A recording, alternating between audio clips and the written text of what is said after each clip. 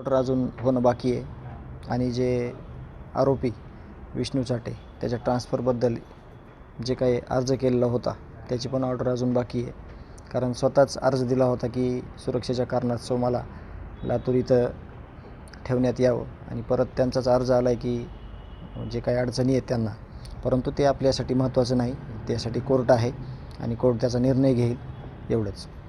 मी जे निवेदन दिलं आहे अजितदादांना त्याच्यामध्ये ज्या काही पूर्तता होतील ते वगळून आम्ही जे काही बाकीचे मुद्दे आहेत ते ज्या दिवशी आम्ही 7 तारखेला देऊ त्या दिवशी आम्ही तुम्हाला ती एक प्रत तुम्हाला देखील देणार आहोत. त्याच्यातले जे मुद्दे असतील ते जे काही आपण जे काही मागण्या केलेल्या आहेत त्या ज्या कंप्लीट झाल्यात त्या वगळून बाकीच्या मागण्या आम्ही त्यांना देणार आहोत.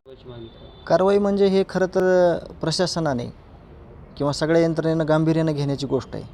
ही सर्वसामान्य लोक ह्याला काहीच करू शकत नाहीत. ह्याच्यावर जर झडप बसवायची असेल तर जो जबाब दिलेला आहे त्यांनी त्या गोष्टीचं गांभीर्यानं घेऊन ह्याच्यावर काहीतरी ॲक्शन घेतली पाहिजे आणि ते घेतील असा मला विश्वास आहे आणि आम्ही त्याचा पाठपुरावा देखील करू. परंतु ही गोष्ट साधी नाही, खूप महत्त्वाची विषय आहे हा की जरी ते जेलमध्ये असले आरोपी तरी त्यांची दहशत बाहेर आहे. हा जर म्हणजे एक यंत्रणेतला माणूस बोलत असेल तर त्याला खूप गांभीर्यानं घ्यायची गरज आहे.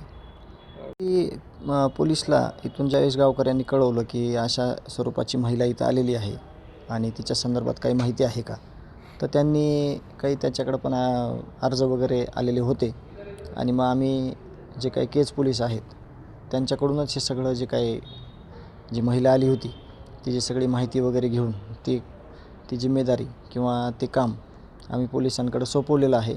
त्यामुळे येत्या काही दिवसामध्ये ते आपल्याला या महिलेविषयी सविस्तर सांगतील.